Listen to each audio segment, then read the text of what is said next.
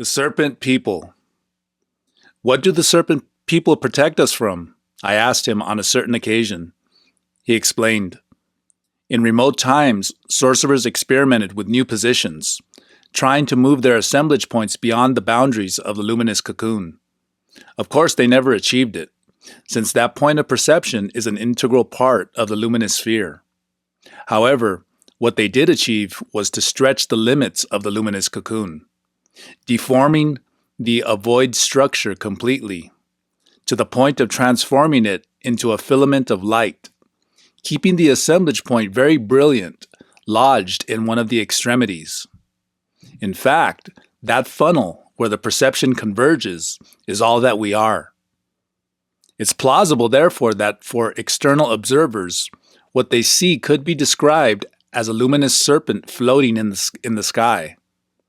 The flashes of light that produce the body of the serpent are so brilliant that they look like feathers that are spread out to the sides. That's where the name comes from. It's no longer the purpose of our lineage to become threads of light, but that doesn't mean that there aren't any others somewhere who still pursue that goal. He said and looked at me inquisitively. I felt overwhelmed by the implications of what he said. When I didn't make any comment, he continued.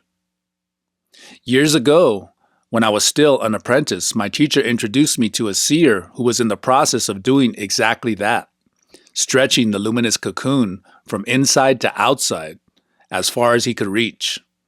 I never heard about him again, but if he achieved his goal, that would have converted him into a full-fledged member of the serpent people. To a question I asked, he answered, "What impressed me the most about that person was that apart from having a completely disconcerting attitude, he had an elongated head. It was as if he had been placed in a splint since he was a boy to achieve that appearance. He looked like one of those old Mayan sculptures." After a period of measured silence, Don Melcher said, "According to the stories, some of those ancient warriors who became lines of light departed, alone or in a group, on the trip to the unknown. Some few, however, after becoming lines of light, instead of going to the attractive adventure of the unknown, disappearing forever in the immensity, there were others who decided to remain in this world to help humanity in its sinister fight." He categorically affirmed that Si'akatl was among those who decided to stay behind, putting so much emphasis on his words that I asked him how he could be so sure of that. "You'll be able to answer that question for yourself soon enough," he responded with an air full of mystery that gave me a chill, and continued. "During a certain period, the practice of stretching the cocoon until it became a filament of light became the priority for the sorcerers of our line, so that many used that procedure to carry out the crossing.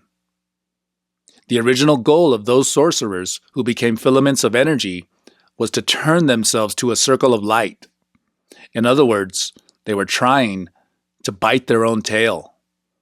They were no fools. They knew very well what they were doing. What they were looking for was to pass the largest possible quantity of emanations through the opening that they were trying to create. They believed that in that way, they would increase their power of perception exponentially. They were absolutely right about that.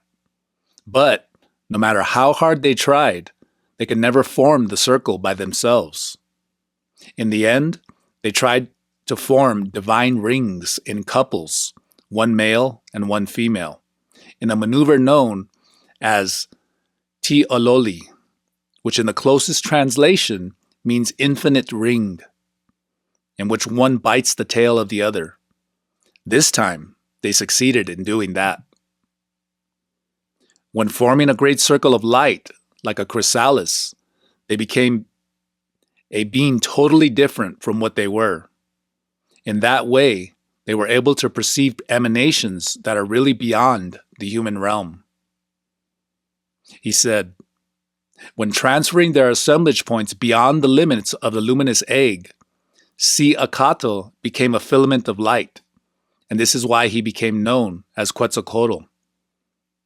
Due to his extraordinary Nahual energy, the Toltec king was able to reunite the different groups of those serpent warriors who previously fought against each other. So, in a way, he became the leader of that people. In fact, he was cut from the same cloth as your friend Carlitos, he said and laughed. I wanted to ask him a question about that, but without thinking, I asked, does that mean that those sorcerers of the past are still alive today? Of course they're alive, he answered. They became a special class of inorganic beings, so they're conscious today. I told him about the one whom Carlos called the Tenant, or the Death Defier, a figure who exists in the other world. According to the story, he was able to increase the duration of his awareness through maneuvering his assemblage point. He said that he knew who I was referring to, but that he was not in our line. He insisted, however, that the achievements of the old sorcerers were indeed astonishing. Some think that those sorcerers of the past who experimented with the assemblage point were caught up in their own concatenations. They believe that they reached a dead end, and that now they can no longer return to what they were before, nor move ahead. They speculate that the only thing they can do is to extend the duration of their conscience as far as they can. That is certainly true in most cases. However, those who think this don't consider the fact that the members of the serpent people chose voluntarily to stay behind to help us. In the same way, if they wanted, they could just leave us to our own devices and enter into the exploration of the infinite. He paused. It was as if he wanted to give me an opportunity to think about what he had told me. Really, seen in that way, the sacrifice that the members of the serpent people were making was enormous. Then he said, maybe now you can better understand some of the stories that you've heard over the years. He was right. His explanation clarified many of the stories that I had formerly heard and relegated to the category of fables and legends. But now, in light of his revelations, everything made sense. It was as if the pieces that were missing from the puzzle had finally been put in place, and suddenly the image became coherent. Maybe the most difficult thing for the rational man to accept is the realization that in fact there exist in the universe other conscious beings apart from humans. Beings that stroll about among us without our realizing it, and that most of those entities from other dimensions are here to feed on us. Many can say, I accept it, but taking the existence of these beings seriously would force anyone to take action, especially if one realizes that in this world, at this precise moment, we're suffering an alien invasion on a massive scale, in which humanity's vital force is being stolen. After perceiving them, even if one doesn't want it, one becomes committed to waging a war with a very broad scope. In general, people are not aware that they're being manipulated, that they have very little to do with the decisions they make. It's this way because they don't know anything about the external forces that control their lives. We're all victims of a plot of unimaginable proportions, since all that we are and think we are has been designed by others, be it commercial corporations that want to make money off you, or invisible beings from other dimensions that want to affect us for their own benefit. A truly supreme effort is required to break free of all this. To be able to be yourself, you have to break with your ties so that they're no longer influenced by the social system, nor by the invisible forces. Only by realizing this can one be free. At this level, it's about being aware of all the influences that affect us. In an earlier discussion with him, he'd said, now that you have arrived at this point, I could reveal to you that the great supreme Toltec priest Si-Akato Topelitzin was a practitioner of the Tiki's tradition. We, as direct descendants and guardians of the sacred scepter of Quetzalcoatl, have the fortune of, at least once in a lifetime, having a direct encounter with them. Do you mean that they're real beings? Of course they're real, he responded bluntly. I explained to him that what I wanted to know was if they were physical beings that one could see and touch. He answered, they're energy beings. Usually they present themselves in the form of a filament of light. However, the description almost always prevails, and we end up seeing a flying serpent. But it's not always like this, because on some occasions they take the human form and walk on the earth. The sacred scepter has been passed on from generation to generation. It's loaded with a special intent that helps us to summon them. Some time after that, in a ceremony that I participated in, I had the great fortune of witnessing for myself the feathered serpent, floating over my head in all its splendor. Quetzalcoatl and the Serpent People. On another occasion, Don Melcher told me, amid the whole tumult caused by the invaders is Si-Akato with his small group of warriors. They wage a ferocious battle against the inorganics to protect us. But they're very few in comparison, since the shadows can be counted in the billions. In fact, there are several of them for each inhabitant of our planet, so it's extremely difficult to escape the surveillance. What are you trying to tell me, Don Melcher? How our serpent brothers protect us? Humanity is under ferocious attack 24 hours a day. Not even when we're sound asleep are we free of the aggression on the part of those beings. They care about us as much as we care about chickens. The fact is that among them, unfortunately, there are even darker forces that are resolved to destroy humanity. They have already tried in the past, and they'll surely attempt it again in the future. It's only thanks to the intervention of the Serpent People that we're still here. Si-Akato and his group of warriors form a protective shield before the onslaught carried out by the Shadow Beings. Given the circumstances, the Serpent People do the best they can. In this war, each faction has had victories and defeats. In fact, there's a delicate balance among humans and our protectors. So, even with their help, the result is uncertain. How do they try to destroy the humans? I asked, truly alarmed. With a deadly serious face, he answered, for that purpose, they manipulate the political and religious leaders, and also the media. In fact, they're the mind that controls the masses. This is why they create wars and other horrors. That's what they feed on. The more influence a leader has, the greater the attacks he's subject to. They stroke the personal importance of the rulers to the point of making them feel that they're supreme beings. Some of them end up completely losing all sense of reality and literally play with the lives of those who they govern. How do they control the leaders of states?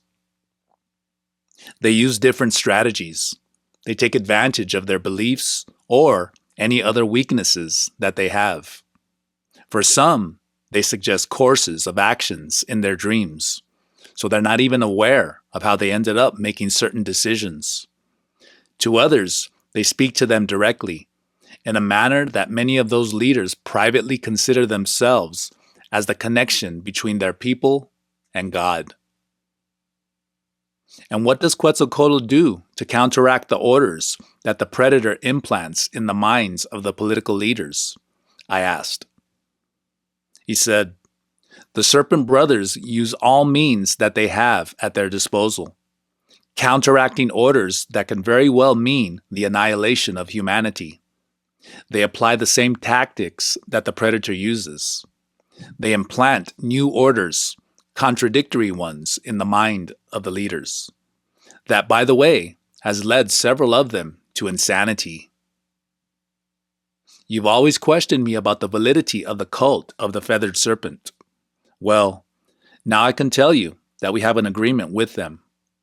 It's an act of gratitude and recognition towards those that have dedicated their existence to protect us. These are our real saviors. They are the anonymous heroes to whom the humans owe their very lives, and maybe much more. That's the reason why the ancient people celebrated the feathered serpent, and why we still do it. But you shouldn't confuse us with those that waste their lives screaming, "He is God," without even knowing what they're talking about. For us, it doesn't mean that they're gods or anything of that sort. Rather, the ceremonies that we carry out are a form of recognition for their achievements as warriors, and out of gratitude for the help that we receive. The festival that we participated in the other day is only a small sample of what it used to be like in the past. When these lands were ruled by the feathered serpent, people of all corners came to celebrate Quetzalcoatl. But that knowledge was lost, and nowadays only a few still observe the tradition. Why is it like that, Don Melcher? During the rigors of the conquest, where they persecuted the natives for being pagans, our ancestors had to hide their practices. They masked them with the very beliefs of the conquerors. In that way, they were left alone so that they could continue with their traditions. However, there was some collateral damage for most of the Indians. It's another story, because they ended up losing their identity by accepting the new religion. The ceremony that the modern sorcerers offered to Quetzalcoatl is therefore a remnant of what the ancients carried out. They do it aware that they're paying homage to those sorcerers of antiquity who dared to move the assemblage point beyond their limit, and especially for those that decided to stay and help us. I doubt that anyone exists or has ever existed who is more deserving of our tributes than the serpent beings. They're the true protectors of humanity. Without them, we wouldn't even still be here. Humans do have a guardian angel, and his name is Quetzalcoatl. To such an extent as that, Don Melcher, I asked, astonished by his assertions. Sure, if not for them, it would have already happened to us. The same thing that has happened to countless other races in the universe that today are extinct. At present, we live in a time that is crucial for the survival of our species. If we don't take the evolutionary leap, the human race is also condemned to extinction, since the predator prefers to annihilate us rather than granting us freedom. Do the serpent beings do all this unselfishly? I asked on another occasion. He looked as if he was evaluating me before responding. Not completely, he answered. To maintain themselves, they, like all the other beings in the universe, need boosts of energy. We, the organics, extract energy directly from the environment that surrounds us. But the inorganic beings need to receive it by means of transfer. That's what we offer them when we participate in the rituals. By focusing our attention on them, we freely offer them some of the superfluous energy that we all have in abundance, and that doesn't hurt us at all. I expressed to him that in my opinion, they ultimately operated under the same conditions as the inorganics that use religious fervor to collect their tribute, since they also depended on our energy. He responded, "The big difference is that those beings, strange to our world, assault for plunder. They take all the energy they can, only leaving enough so that the unfortunate prey keeps living. And they do that only to be able to harvest them when the energy accumulates again. While the feathered serpent receives only what we give them voluntarily, and in exchange, they protect us from the attacks of the shadow beings. Therefore, it's very fair for them to be thanked for everything they do for our benefit. They are our guides. From them, we receive protection and knowledge. Why do you say that they're our guides? We consider them our guides because they protect us and help us on our evolutionary path. What do you mean? How do they help us? What I'm saying is that if we approach them in the correct way, they can become our guides. If you're lucky, it's even possible that some of them could take you as a protege. There are cases of lucky warriors who were deemed worthy of that privilege, and that, of course, would give anyone an enormous advantage on the path. Is there some procedure to being accepted as a protege? Yes, there is, he said, but refused to give any further details at that time. In another chat, he explained, "This is the agreement we have with the Serpent Brothers. They protect us from the attacks of the predator, and once the glow of awareness has increased, following this path becomes much easier. The truth is that once you reach a certain threshold, you no longer need help. But as an act of gratitude for the help we received, at least once a year, we pay tribute to Quetzalcoatl. As you see, the cult of the feathered serpent is very well grounded. For the apprentices, that means an opportunity in the fight against the predator. The sorcerers have their allies, and for us, Quetzalcoatl is our ally." Part 4. The Mastery of Intent. Introduction. Almost right from the beginning, the task of investigating intent was given to me because it's been said that intent belongs to those who seek it.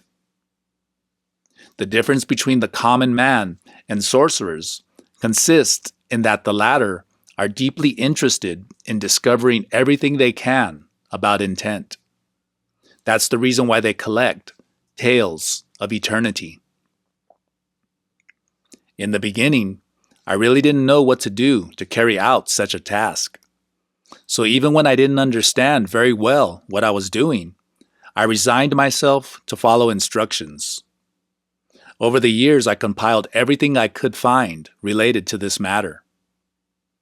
Due to the paradoxical nature of the topic, plus the fact that words can't always capture precisely what one wants to express, in order to avoid getting tangled up in words and at the same time trying to make some sense of the topic, I found it necessary to improvise, to turn the matter over in my mind, so to speak. I've tried as much as possible to avoid the natural repetition that happens in chats, especially when one is focused on a topic as elusive as this one. Over the years, in my chats with the compadritos, I gathered a good quantity of comments and stories, many of which seemed contradictory. But when they're relevant to the task at hand, I include them in this survey, because I believe they can help to elucidate some aspects of this slippery matter. So sometimes redundancy is unavoidable to maintain the flow of ideas.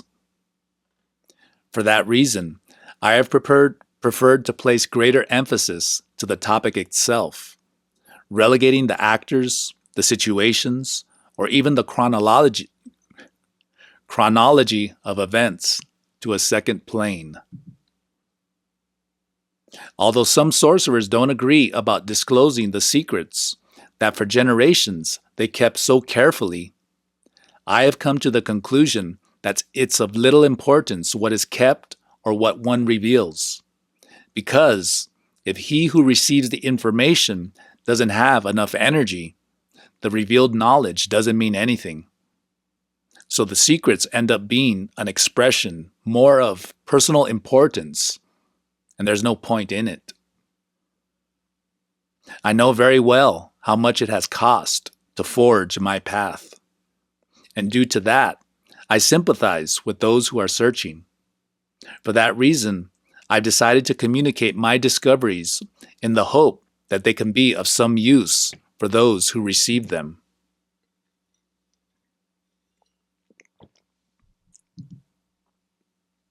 The Warrior of the Time. On one occasion, Don Melcher grabbed the deck of cards that Doña Silvia used to read people's fortunes. Fanning out the cards, he asked me to choose one of them. Apparently, I thought he liked to do magic tricks. Going along with it, I took out a card. I thought he was going to guess what card it was, but he told me to look at it closely. I did what he told me to do, and what happened next was something spectacular. The card disappeared from my hand. With an air of malice, I asked him how he did it. He said, in a jestful manner, that magicians never reveal their secrets. However, later he explained that sorcerers know how to bend time, and that from that other time, they can affect things. He said that for common people, that would seem like magic. And how do they bend time? I asked him. That's something that you can't explain with words. You have to experience it for yourself, he answered. However, I could say that bending time feels as if you were in two places at the same time. In one of them, everything is frozen, and as a result of that, you can affect things with your speed. But that's only the effect. The great thing is that once you're able to dominate time, you'll be able to go wherever you want. You just disappear from one place and reappear in another. Can sorcerers really do that? I asked, remembering the story that Carlos had told me in his books about the trip of the dreaming body. Of course! All they have to do is to break the continuity. That can be done by means of dreaming, or through bending time with pure perception. How can you attain pure perception? That's achieved by putting your life in order, not having things pending or energy leakages. In other words, by being impeccable. Recapitulation helps you do exactly that. Once you no longer have such loose ends in your life, and everything is in its place, you'll be able to manage not only the perception of time, but rather time itself. Don Melcher frequently insisted that I should go to look for a direct encounter with the spirit. The truth is that at that time, I took his demands as metaphors. What else could they be? He must have gotten tired of my slowness, because one day, giving me a shove and pointing to the mountains, he said that I had to go out and walk, and that I shouldn't return until having encountered it. I made the preparations and set out on my trek. I went toward the lowest hills. I really didn't know what to do. I just kept walking without a fixed destination. It was an excessively hot day. The sound of the cicadas filled the air. I found an alcove in a rock wall to pass the night. I spent several days wandering without success. Up in the mountains, while at night, I always returned to that same recess. It felt secure there. I had already finished my rations the last 2 days. I had only eaten some wild fruit and drunk water from puddles. I was tired and wanted to return, but I didn't dare disobey, so I resigned myself to my destiny. As soon as I relaxed, I felt much better. An unexpected optimism came over me. I was deliberating what to do next when a man appeared literally out of thin air. The appearance was so abrupt that I didn't have time to react. The man said to me without further explanation that I had already found what I was looking for and that I should return to the house. Then he took 2 or 3 steps into the vegetation and disappeared as uncannily as he had arrived. I looked for him among the overgrowth, but there was nobody there. I remembered about the magic with the cards. I started my journey back. As I walked along, I pondered the stranger's appearance, and I was eager to tell Don Melcher what had happened. I wanted to know his opinion. It was already mid-afternoon when I entered the dusty street that led to the town. Beside a gutter of leftover rainwater, there were some muddied children playing with a red plastic ball. I took the detour that led to the house of the healers, and as I approached, I immediately noticed that something was happening there. I saw everybody crowded inside the kitchen. In fact, I couldn't even go in. So I put my haversack aside and I stayed there looking through the window from the outside. As I looked, I had to make an effort to see inside because the contrast between the sunlight and the internal dimness was too much for my eyes. Among the heads of the others, I distinguished a strange man, seated and chatting with the abuelos, and around them were the other partners. I was shocked when I realized that the stranger was the same man I had seen in the middle of the mountains. He was a hefty Indian of copper color, almost black, wearing 2 braids in the style of the ancients. He seemed not to be more than 50 years old. He was dressed as a peasant and irradiated an unusual energy. I thought that it had been a stroke of luck to have stayed outside, since from there I had the best view of everything that was happening. Whispering, I asked the associate who was closest to me on the inside who that man was. "That's Sha'ak Atl," he answered, also whispering. When I heard that name, my hair bristled, my bowels contracted, and my ears began to buzz. I could hardly believe what he said. I looked at him with a mixture of astonishment and skepticism. But there he was, in front of my own eyes, in flesh and bone. I felt frankly overwhelmed. My mind bubbled with the memories of all I had been told about Sha'ak Atl. Sha'ak Atl. They said that he was a sorcerer who lived in very remote times. In fact, there was a whole collection of stories about him. They say that being the impeccable warrior that he was, he managed to fuse consciously with the source of everything. They said that this was how he became the traveler of the infinite, a free being who was no longer subject to the limitations of time and space. I loved hearing those tales of power, but the truth is that I took them as something very distant from my reality. I believed that they were mere fables, told to exemplify the warrior's fight to achieve the connection with intent. To see him there chatting with the abuelos was something that I'd never expected.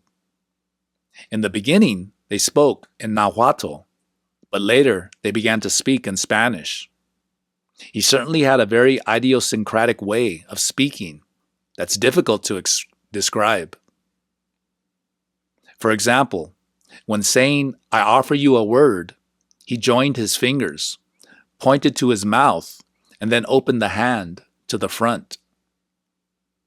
Or how he touched his eyes with his index fingers and said, pointing to the horizon, "These eyes, they have seen eternity." In this way, adding gestures to the words, he told us his stories. His way of speaking possessed an elegant accent, similar maybe to how noblemen spoke in the past. Among his narrations, he told us that on one of his journeys, he met some very strange beings that had something like a crest that grew on the back of their necks, very similarly to how the fingernails or hair grow on the humans. He said that in the same way, those beings were also deeply concerned about their appearance. They dedicated a lot of time to cutting and filing their protuberances that among them were a distinguishing characteristic of social class. Some kept their crests so short that they were hardly noticeable, while others had them long and even painted them in the way that was then in style. He also told us about other beings that he described as night entities. He said that they lacked eyes, but that they could see as well as anyone. According to him, those beings resembled a type of pachyderm, although they had scales like snakes. He added that they were very introspective and that they lived in almost absolute silence. And when they talked, they communicated directly into each other's heads. So they rarely emitted sounds. He described them as magnificent dreamers that passed most of their existence in dream voyages. While he spoke, perhaps he felt my mistrust, because looking directly in my direction, he said, "I come to visit from eternity, where today and yesterday mix with tomorrow." When I heard that, I felt a chill, because I knew what it meant. We were in front of an incredible being, a man that personified intent. Or perhaps I should say that we were being visited by intent itself in the body of a man. It cost me a lot of effort to remember the sequence of events that took place. Over the years, I felt a strange sensation. It was as if I had a plug in my head that prevented the free flow of memory. Maybe I could compare it to an annoying cold that never ends, and after a while one comes to learn how to live with it. Just as a seed that had stayed dormant for a long time, one day suddenly becomes a blossom opening up to the light of the sun, a memory flourished in my mind. It began as a vague memory, but the light inside my head got more and more intense until it clarified the scene completely. I saw myself back again looking from the window, while Sha'ak Atul told his stories. At a certain moment, he made a sign for me to come closer. Instead of going through the door, I entered by the lower window, and I walked directly toward him. From my point of view, at that moment, everything happened like a dream. He gave me his hand to greet me, and in the following instant, when I gained awareness, I saw that we were standing, contemplating a solitary beach. At the beginning, I thought it was a vision, but suddenly I felt the hot sand under my feet. That was a shock that brought me back to reality. But which reality? My perception was that in a blink of an eye, we had flown a long distance, from the house of the healers to that lonely beach. On his signal, we climbed up a small hill. There was a space up there that seemed to have been prepared beforehand. We sat down on some stones that conveniently served as seats. There was a constant breeze that blew on the swaying palms, which provided us with a very pleasant shade. The view was beautiful. I had the impression that we passed an eternity there. But even to this day, I'm hard-pressed to recall some of the memories of that event. At a certain moment, I watched as some ships appeared on the horizon. Gesturing with his chin, he said that those were the Spanish conquerors that were just arriving.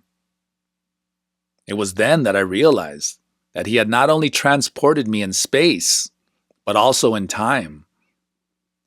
He commented that he had brought me to this specific moment to fulfill my desire. At that moment, I didn't know what he was talking about. It must have taken years to remember a fortuitous event. It had happened when I was making small talk with a stranger on a bus trip. In the middle of the conversation, he asked me if I could go back in time, what would I choose to see? Without thinking about it, and just for the sake of giving an answer, I told him that I would have liked to have witnessed the arrival of the conquerors to the New World. I never believed that conversation had any transcendency. However, at that precise moment, the infinite was listening in on us. From where we were, we had a privileged view.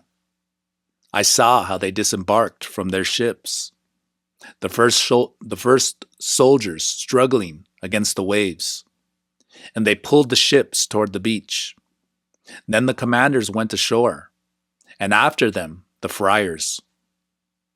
It attracted my attention when one of them knelt down to kiss the earth. Then they quickly set up a cross in the sand, where they celebrated a mass. Soon after that, he took me by the arm, and immediately we were back. We were walking on a road that was very well known to me. The clear light of the moon provided enough light to see all the surroundings. But suddenly, I no longer knew where we were. Something was wrong. I could recognize the mountains, but everything else was changed.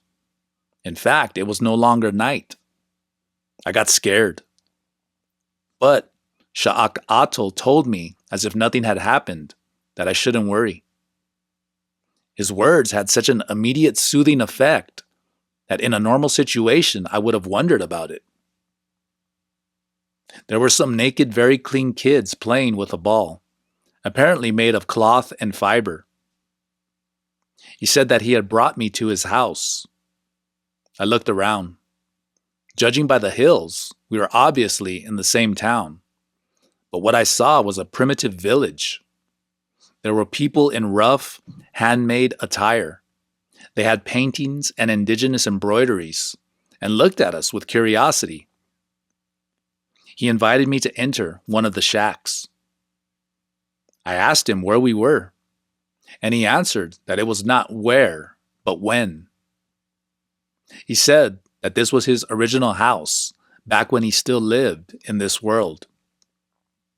He commented in a tone that I found ironic that it had already been a long time since he came to visit, and yet the house didn't seem abandoned. In the middle of the room, there was a place for the fire. It seemed that something was cooking there, and beside it, there was a water basin carved in the volcanic rock. We sat down on some mats that apparently were made of aquatic reeds. And then, as if it was nothing, he told me something extraordinary. Past and future don't exist. The only thing that exists is an eternal present, where absolutely everything is taking place here and now. For example, according to your reckoning, I felt this stew cooking here for more than 2,000 years, and yet here we are, just in time. I felt confused. I didn't know what to think of his statement. He got up, stirred the pot made of mud with a stick, and served 2 bowls of soup. I noticed that the bowls were made out of pumpkin shells cut in half. We ate. I found the soup very real. However, I didn't feel myself, at least not in the way that I'm used to feeling. After we finished eating, I tried to revive the topic, asking him how it was all possible. To explain, he answered with what one could categorize as mathematical equations, although I didn't recognize any of the symbols and diagrams that he drew with a stick in a handful of ashes that he spread on the floor of rammed earth. Suddenly we were back in the house. He took my hand as if to greet me. At that moment, from my point of view, my interaction with him had lasted only the length of a handshake. Today I know that so much more took place. However, it took me many years to be able to remember it all. At first, I thought I was the only one who had undergone such an experience. However, after hearing what my partners had to say, I realized that he had taken each one of us separately. One of my fellows almost died from the impact of remembering it. He related that according to his perception, he had been with the traveler for more than 30 years, and that he had almost already forgotten his previous life. That day, just as he had come, Sha'ak Atul simply vanished into thin air.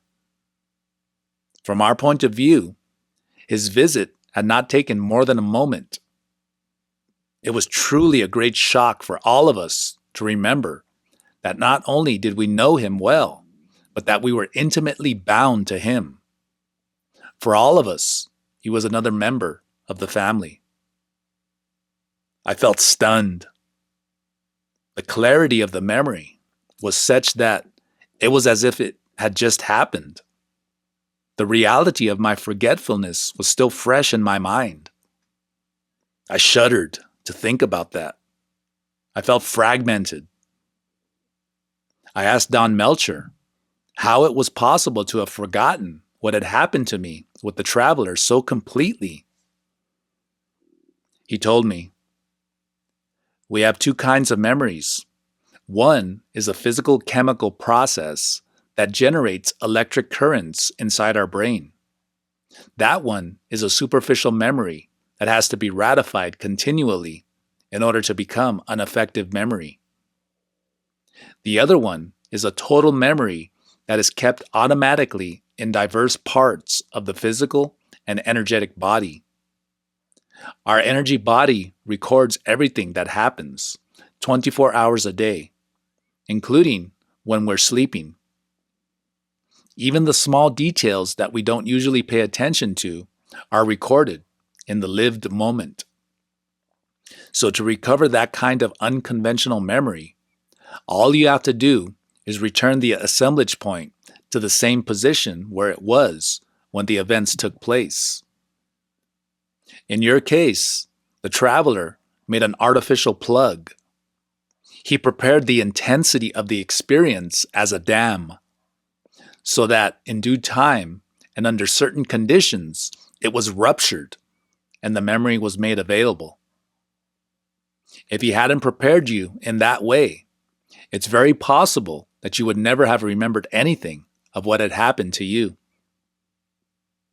I was amazed at the thought that segments of the memory were so isolated from each other, perhaps as if they were stars in the firmament. Some time later, he referred to the strange visit himself, and that in turn led him to talk about intent, known as Tiotat Okatol in their language, which in English would be like saying interweaving awareness, in the sense that absolutely everything is connected by that force. The lesson that this visit left with us, he said, is that everything exists at the same time. The challenge lies in flowing with intent. Each moment becomes unique and yet perpetual. Perhaps a form of defining that state of being could be to say that it's an eternal flow of the here and now. He paused, looking toward the infinite for an instant. His eyes shone so much that I got scared. But then they were his eyes again. The universal spiderweb. On one occasion, he said, "It's the work of the seers to explore and classify the emanations that come from the cosmic spider." That was the first time I heard him use that term. I stayed looking at him for an instant, searching for an appropriate question. He seemed to read my mind, because soon after that he said, "The emanations of the universe can be described in many ways. There are traditions that see them as an eagle, others that describe them as a dragon, and yet others refer to the unfathomable as the cosmic snail. Thus, each culture has created its own descriptions. We call it the universal spiderweb. Our ancestors named that incomprehensible force the spider that weaves the destiny of all the beings, because in their visions, what they saw was a conglomerate of energy fibers that resembled an immense spiderweb with its intertwined threads. The seers of our tradition describe that great entanglement of energy, lines, metaphorically as a spider's web of luminous fibers, of infinite dimension, that includes absolutely everything that is known, that which is unknown, and even that which is beyond our possibilities of knowing. As human beings, our perceptive capacity depends on the emanations that compose us, but the universe is much more than that. We ourselves are part of that enigmatic tangle of strands of light. When seeing them, all that one perceives is a universe of energy lines that, not being parallel, one ends up interpreting as something that is known to us. In this case, a luminous spider's web that fills everything that exists.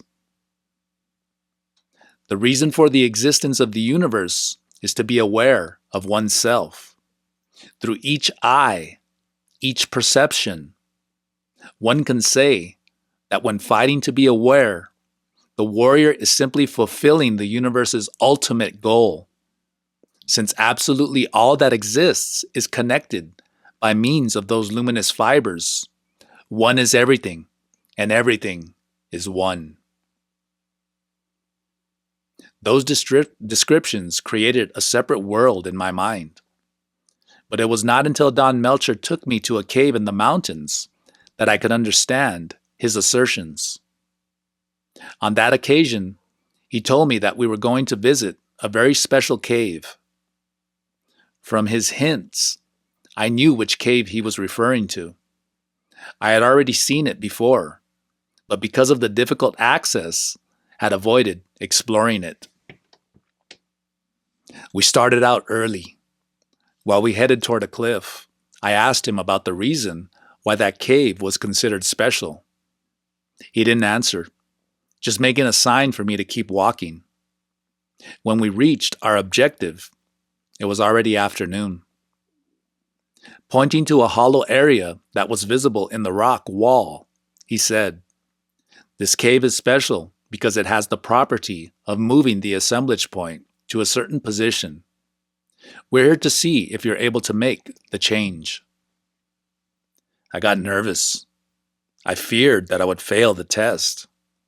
But he said that I should relax and go with the flow because it was not a test of any kind. Finally, after a lot of effort, we reached the cave in the very face of the rock wall. We had difficulty getting there, mainly because a part of the narrow passageway that formerly was used as the way in had collapsed. We had to use hanging vines to be able to pass from one side to the other. We entered it.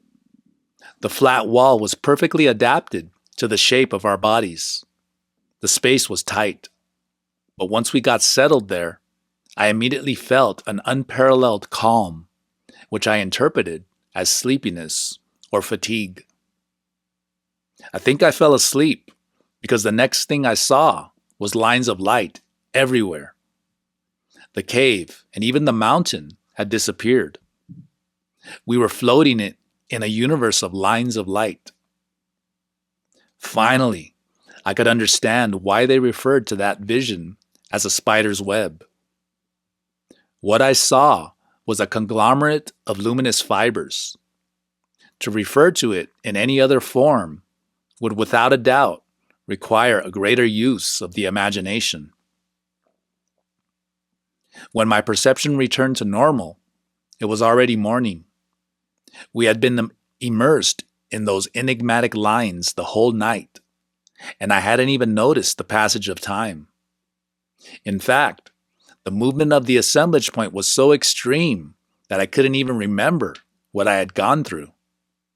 I needed Don Melcher's guidance to be able to recover those memories. After having remembered the event, he said, "The universe is an enormous conscious being, full of endless emanations. We ourselves are a bundle of those fibers of vibrant energy, encapsulated in tiny and ephemeral sheaths that the seers describe as a luminous egg or a sphere of radiant energy. What prevents the inside and the outside from getting mixed up is the vital force which acts as an energy field that isolates us from the rest, which, by the way, is what creates the sensation of individuality. The more ego, the farther away one is from the spirit. When the vital force decreases, the energy bubble collapses. Death occurs, and the whole of the contained energy inside the bubble escapes and rejoins the swarm from which it came in the first place. When examined more closely, it can be seen that the content of those energy sheaths is the same luminous fibers that make up the universe. And still, even when they're isolated from the rest, they're connected with everything else by means of those energy tentacles. The sorcerers have discovered that those same tentacles are what facilitate us to have a direct and personal connection with intent, but that unfortunately, the predominance of the ego confuses the perception to the point of leaving them inoperative.